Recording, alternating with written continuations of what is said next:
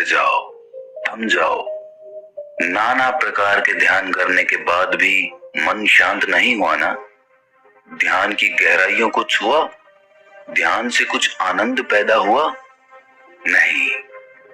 और जब ध्यान करके भी आनंद पैदा नहीं होता तो हम सोच लेते हैं कि ध्यान तो मिथ्या है, ध्यान में कुछ नहीं है, ध्यान से कुछ हासिल नहीं होता।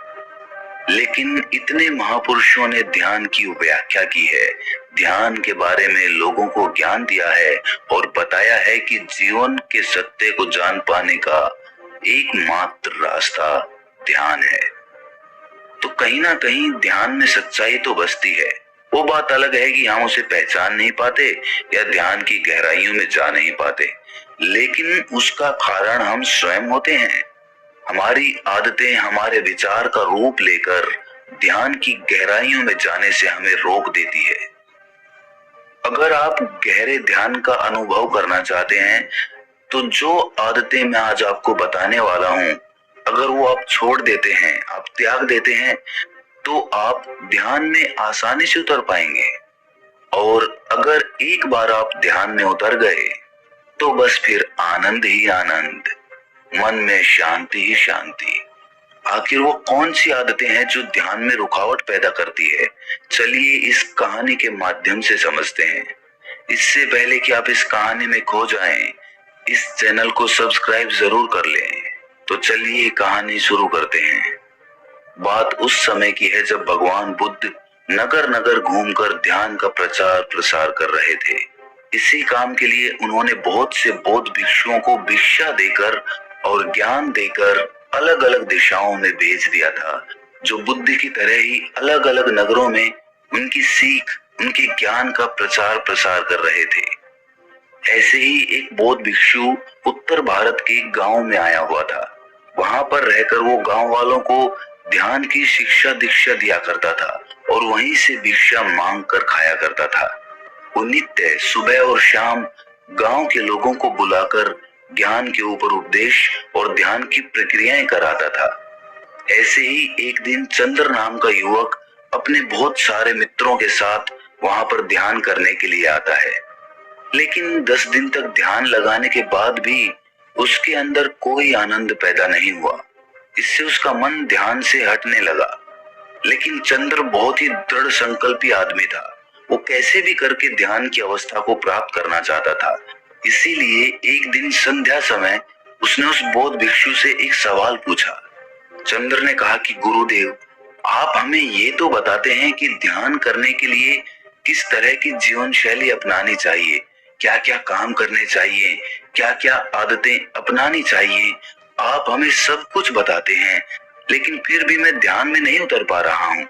क्या आप मुझे वो आदतें, वो चीजें बताने की कृपा करेंगे जो मुझे ध्यान के लिए अपने जीवन से हटा देनी चाहिए? मतलब वो आदतें जो मुझे ध्यान में गहरे उतरने के लिए छोड़ देनी चाहिए। ये सुनकर वो बौद्ध भिक्षु कहता है कि अक्सर इंसान को लगता है कि मैं 1 घंटे ध्यान में बैठूंगा और ध्यान में बहुत गहरा उतर जाऊंगा, और वो जब 1 घंटे ध्यान करता है तो उसे कुछ गहराइयां हासिल नहीं होती। अब समझने की बात ये है कि ध्यान कोई खेल, कोई काम नहीं है जो आपको 1 घंटे ही करना है। ध्यान जीवन जीने की शैली, जीवन जीने का तरीका है। इसीलिए जीवन के हर कार्य में ध्यान का होना बहुत जरूरी है, वरना तो आप 1 घंटे के ध्यान में कुछ भी हासिल नहीं कर पाएंगे। अक्सर लोग ध्यान की एक दिनचर्या बना लेते हैं। वो सुबह और शाम रोज ध्यान करते हैं, लेकिन वो ध्यान तभी कारगर होगा जब आप दिन में काम करते वक्त, उठते बैठते खाते पीते वक्त भी ध्यान के बारे में समझते रहते हैं। और उसी जीवन शैली के कारण आपका वो 1 घंटे का ध्यान गहरा बनेगा। इसके बाद उस बौद्ध भिक्षु ने कहा कि अगर तुम कुछ आदतें, कुछ निरर्थक बातें अपने जीवन से हटा दो तो भी तुम्हें ध्यान की गहराइयों में उतरने में आसानी होगी। लेकिन वो आदतें हैं क्या, और अगर ऐसी आदतें हैं जो हमें छोड़ देनी चाहिए तो उसके पीछे वैज्ञानिक दृष्टिकोण क्या है? इस बात का जवाब देते हुए बौद्ध भिक्षु ने कहा कि सबसे पहले याद रखो कि हमारी इंद्रियां ही ज्ञान की ग्रहणशील होती हैं। हम कोई भी अच्छा या बुरा ज्ञान अपनी इंद्रियों के माध्यम से ग्रहण करते हैं। इंद्रियां मतलब आंख, नाक, कान, जीभ और त्वचा। आंखों से हम देखते हैं, कानों से हम सुनते हैं और इसी तरह से और सारी इंद्रियों के द्वारा हम ज्ञान ग्रहण करते हैं। तो ये बात यहाँ पर समझने की होती है कि हमारी इंद्रियां क्या ग्रहण कर रही हैं। हमें सचेत होना पड़ेगा, हमें सतर्क होना पड़ेगा कि हमारी आंखें क्या देख रही हैं, हमारे कान क्या सुन रहे हैं। और जो हम देखते और सुनते हैं, ज्यादातर वही विचार हमारे ध्यान में घूमकर वापस लौट आते हैं, जिससे हम ध्यान में नहीं उतर पाते। अगर हम अपनी 5 इंद्रियों के प्रति सचेत हो जाते हैं, जैसे कि हम अपनी आंखों से क्या देख रहे हैं, हम अपने कानों से क्या सुन रहे हैं, हम अपनी जीभ से कैसा स्वाद ले रहे हैं, हमारी त्वचा पे किसी का स्पर्श हमें कैसा अनुभव देता है और हम अपने नाक से कैसी सुगंध ले रहे हैं। अगर हम इन सब इंद्रियों के प्रति सचेत हो जाते हैं तो हम निरर्थक ज्ञान को अपनी इंद्रियों के दूर से ही बाहर भेज सकते हैं। लेकिन वो तभी संभव होगा जब हम सचेत रहेंगे। जैसे कि हमें किसी ने गाली दी, हमें पता है कि हमारे कानों ने गाली सुनी, लेकिन हमने वो ली ही नहीं, हमने वो अपने अंदर जाने ही नहीं दी। और वही कान जब ज्ञान का उपदेश सुनते हैं तो वो पूरा ध्यान लगा देते हैं, पूरे सचेत होकर पूरे होश में वो पूरा ज्ञान ग्रहण कर लेते हैं। इसी तरह से और सब इंद्रियां हमें अलग अलग अनुभूति देती हैं।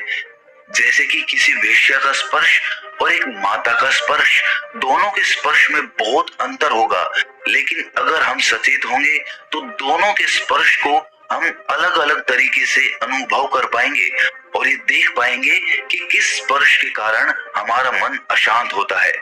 और दूसरी आदत जो एक नवयुवक या कहें कि जो आदमी नया नया ध्यान करने लगा है, उसकी प्रक्रिया में बाधा बनती है, वो है संयम। हर इंसान, हर आदमी सब कुछ बहुत जल्दी पाना चाहता है और ये ध्यान के संबंध में भी सच हो जाता है। जब आदमी ध्यान करता है तो सोचता तो वो है कि मैं 1 घंटे तक ध्यान करूंगा, लेकिन वो 5 मिनट के अंदर ही ज्ञान की गहराइयों में जाना चाहता है। लेकिन ध्यान तो ठहराव है, ध्यान तो रुक जाना है, ध्यान तो ठहर जाना है, थम जाना है। जरा सोचिए, क्या जल्दबाजी करके हम ठहर सकते हैं? क्या ये दोनों चीजें एक साथ हो सकती हैं? जल्दबाजी, थम जाना? नहीं हो सकता, कभी नहीं हो सकता। अगर आप जल्दबाजी करेंगे तो आप कभी ठहर नहीं सकते, और अगर आप ठहर जाते हैं तो आप कभी जल्दबाजी नहीं कर पाएंगे।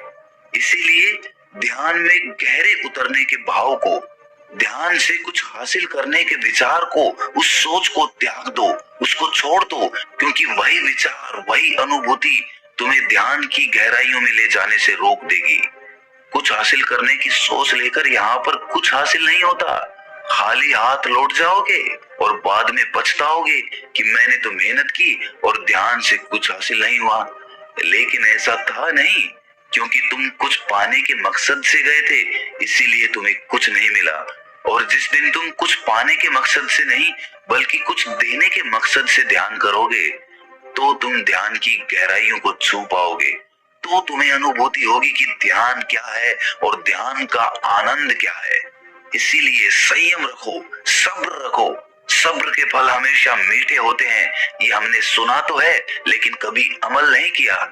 लेकिन अगर जीवन के आनंद को अनुभव करना है तो संयम और सब्र ये आपको अपनाना होगा और जल्दबाजी की आदत छोड़नी होगी। कोई भी काम करें, कुछ भी करें, आराम से, शांत भाव से। कुछ जल्दबाजी करने की जरूरत नहीं है, क्योंकि आपके जल्दबाजी करने से या संयम रखने से उस काम पे कोई फर्क नहीं पड़ेगा।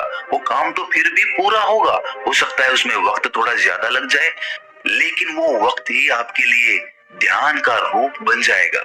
इसीलिए संयम रखें, सब्र रखें और सब्र से ही हर काम करें। तीसरी आदत जो आदमी को ध्यान की गहराइयों में उतरने के लिए छोड़ देनी चाहिए, वो है कि ज्यादा लोगों से दोस्ती। जी हाँ, आपको सुनने में ये अजीब लगता होगा, आपको तो लगता होगा कि ज्यादा से ज्यादा दोस्ती करने से हमारा वर्चस्व फैलेगा, लोग हमें जानेंगे। लेकिन ध्यान के संबंध में ये आदत आपके रास्ते में बाधा बन सकती है। अब सोचिए, ज्यादा लोगों से दोस्ती कैसे बाधा बन सकती है। जब आप ज्यादा लोगों से दोस्ती रखते हैं, इसका मतलब ये है कि आप अपने एकांत का आनंद नहीं उठा पा रहे। आपको खुश रहने के लिए, जोश में रहने के लिए और लोगों की सहायता चाहिए होती है, और इसीलिए आपने बहुत से लोगों से दोस्ती बना रखी है। लेकिन वो दोस्त या वो दोस्ती आपको अपने एकांत तक नहीं पहुंचा सकती, आपको अपने आनंद तक नहीं पहुंचा सकती, क्योंकि वो दोस्ती आज नहीं तो कल खत्म हो जाएगी। उसके बाद आपको अकेले ही रहना पड़ेगा। तो क्यों ना आज से ही मैं अपने अकेलेपन को स्वीकार कर लूं और अपने एकांत की तरफ यात्रा शुरू करूं। और इस संबंध में एक और समस्या पैदा होती है, तो हमें ज्यादा समय उनके साथ बिताना पड़ता है। उनको खुश करने के लिए तरह तरह का अभिनय करना पड़ता है। और यही बात लागू होती है ज्यादा प्रेम संबंधों में। जो आदमी बहुत ज्यादा प्रेम संबंध रखता है, मतलब बहुत ज्यादा औरतों के साथ संभोग करता है, उनके साथ रहता है, ऐसे आदमी के चित्त से भी शांति गायब हो जाती है, क्योंकि उसका दिमाग और उसका मन उसी तरह भटका रहेगा, उसी की ओर आकर्षित रहेगा। और आज नहीं तो कल जब वो ध्यान में बैठेगा तो उन्हीं के चित्र, उन्हीं दोस्तों के, उन्हीं औरतों के वो बार बार हमारे ध्यान में घूमते रहेंगे, घूमते रहेंगे। इसीलिए कम लोगों से दोस्ती रखो, ऐसे लोगों से दोस्ती रखो जो ध्यान की तरफ अपनी यात्रा तय कर रहे हों, ताकि आप उनके साथ बैठें तो आपकी चर्चाएं व्यर्थ ना हो, किसी की चुगली ना हो, किसी के बारे में बुरा ना कहें, सिर्फ हम ध्यान के बारे में ही चर्चा करें, ताकि वो दोस्ती एक सत्संग बन जाए और उसमें हम ज्ञान की गहराइयों को छू पाएं, सत्य को समझ पाएं, और जिससे हम ध्यान के बारे में भी समझ सकें। किसी दूसरे से उम्मीद या आकांक्षा आपको हमेशा दुख देगी। हो सकता है एक दो बार के लिए आपको सुख मिले, आपको कोई फायदा मिले, लेकिन बाद में वो चीज आपको दुख ही देगी, क्योंकि जब आदमी आपकी उम्मीदों पर खरा नहीं उतरता तो आपके दिल पर आघात पहुंचता है। इसीलिए अगर उम्मीद रखनी है तो खुद से रखो, अपने परिवार वालों से भी कोई उम्मीद मत रखो, अपने बेटे से, अपने पिता से कोई उम्मीद मत रखो। बिना उम्मीद के उनसे प्रेम करो, बिना आकांक्षा के उनके साथ रहो। उसके बाद खुद से उम्मीद करो, खुद से आकांक्षा करो कि मैं ये कर सकता हूँ या नहीं कर सकता हूँ। अगर आप खुद से उम्मीद करेंगे तो ही आप अपने आनंद की तरफ यात्रा कर सकते हैं। अच्छा, मैं आपसे एक सवाल पूछता हूँ, क्या दूसरों को खुश करने से आपको खुशी मिलती है? शायद आप इसके जवाब में हाँ बोलेंगे। ऊपर से देखने पर तो ऐसा ही लगता है कि हाँ भाई, हम किसी को खुश करते हैं, हमारी वजह से कोई खुश होता है तो हमें भी आनंद मिलता है। लेकिन अगर हम इसका दूसरा पहलू देखें, जब आप किसी को खुश करते हैं तो आप दूसरों के अधीन हो जाते हैं। कहने का अर्थ ये है कि किसी आदमी को खुश करने के लिए आपको ये जानना होगा कि उस आदमी को खुशी किस चीज से मिलती है, और जब आप ये जान लेते हैं तो आप वही करने की कोशिश करते हैं जो चीज उस आदमी को खुशी देती है। लेकिन बहुत बार ऐसा होता है कि जो चीज उस आदमी को खुशी दे रही है उसको करने से मुझे खुशी नहीं मिलती, लेकिन उसे खुश करने के लिए मुझे ये काम करना पड़ता है। इसीलिए मुझे अपने जीवन के आदर्शों को दांव पर रखना पड़ता है, और कई बार उन आदर्शों का उल्लंघन भी हो जाता है। किसी को खुश करिए, खुश करना अच्छी बात होती है, लेकिन अपने आदर्शों और अपने मूल्यों को दांव पर रखकर नहीं। जैसे कि किसी मित्र ने हमें कोई भोज का निमंत्रण भेजा है, हम वहां पर जाते हैं, लेकिन साथ में वो हमें मदिरा और धूम्रपान भी करने के लिए कहता है, लेकिन हम करना नहीं चाहते, लेकिन उसको खुश करने के लिए हम वो काम भी कर लेते हैं, जिसके बाद हमारा मन अशांत होता है, शांति खो जाती है। अगर आपका मन मदिरा पान करने का नहीं कर रहा है तो कोई मतलब नहीं बनता कि आप दूसरे को खुश करने के लिए वही काम करें जिससे वो खुश होगा। भाई, मैं मदिरा पान करूंगा, उससे आपको खुशी मिलेगी, इस बात का क्या संबंध है? इसीलिए अज्ञानता के अंधेरे से बाहर आए, समझे, देखें, विवेक का इस्तेमाल करें, बुद्धि का इस्तेमाल करें, आपको सब कुछ खुद ही स्पष्ट नजर आने लगेगा। मेरा काम आपको शिक्षा देना नहीं है, कोई प्रवचन देना नहीं है, बल्कि आपका विवेक जगाना है। और जिस दिन आपका विवेक जाग गया, आपको किसी को सुनने की जरूरत नहीं पड़ेगी, आप खुद के गुरु स्वयं होंगे, और उसके बाद आपको कोई धोखा, कोई फरेब नहीं दे पाएगा।